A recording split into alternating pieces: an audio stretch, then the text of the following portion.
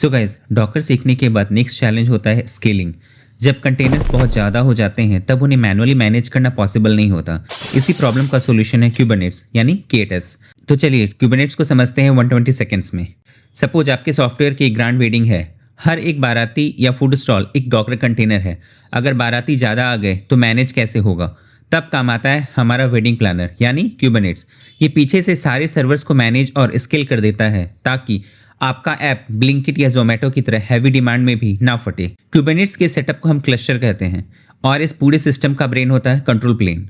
Similar to wedding planner, ये control plane decide करता है कौन सा काम किस स्टॉल को मिलेगा। कंट्रोल प्लेन एक एपीआई सर्वर एक्सपोज करता है जो इंटरनल और एक्सटर्नल रिक्वेस्ट्स दोनों हैंडल करता है। कंट्रोल प्लेन के पास अपना एक की वैल्यू डेटाबेस होता है जिसका नाम है ईटीसीडी, जिसमें क्लस्टर की सारी इंपॉर्टेंट स्टेट इन्फॉर्मेशन स्टोर होती है। अब जो एक्चुअल काम होता है वो होता है वर्कर मशीन में, जिन्हें हम नोड्स कहते हैं। नोड्स का सिंपल मतलब है एक मशीन और एक AWS EC2 इंस्टेंस।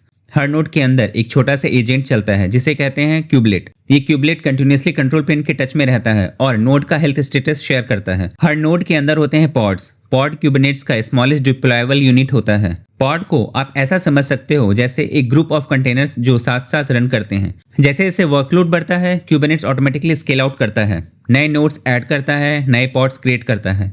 केएटएस सिर्फ पॉड नहीं चलाता बल्कि नेटवर्किंग, सीक्रेट्स और स्टोरेज जैसी कॉम्प्लिकेटेड चीजें भी मैनेज करता है। क्यूबरनेट्स हाई अवेलेबिलिटी के लिए यूज करता है रेप्लिका सेट्स। इसका मतलब एक ही ऐप की मल्टीपल कॉपीज हमेशा रेडी रहती है ताकि अगर एक पॉड डाउन हो जाए तो ऐप चलती रहे और गेस्ट्स को पता भी ना चले। एज अ डेवलपर आपको बस एक YAML फाइल लिखनी होती है जो आपके क्लस्टर की डिजायर स्टेट बताए। जैसे कि इस nginx डिप्लॉयमेंट में हमें 3 पॉड्स चाहिए।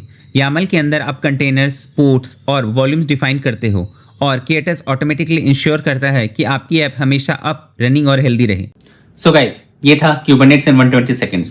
क्यूबरनेट्स सीखने के बाद आप सिर्फ कंटेनर मैनेज नहीं करते हो, पूरा इकोसिस्टम मैनेज करते हो। और ये सारे रिलेटेड टॉपिक्स हम अपकमिंग वीडियोस में कवर करेंगे, इसलिए कंटिन्यूअस लर्निंग के लिए please hit the subscribe button. अगर कोई डाउट हो कमेंट करो, उसे भी हम 120 सेकंड्स में डिकोड करेंगे। मिलते हैं अगली वीडियो में, तब तक के लिए keep doubting and keep learning. Thanks for watching.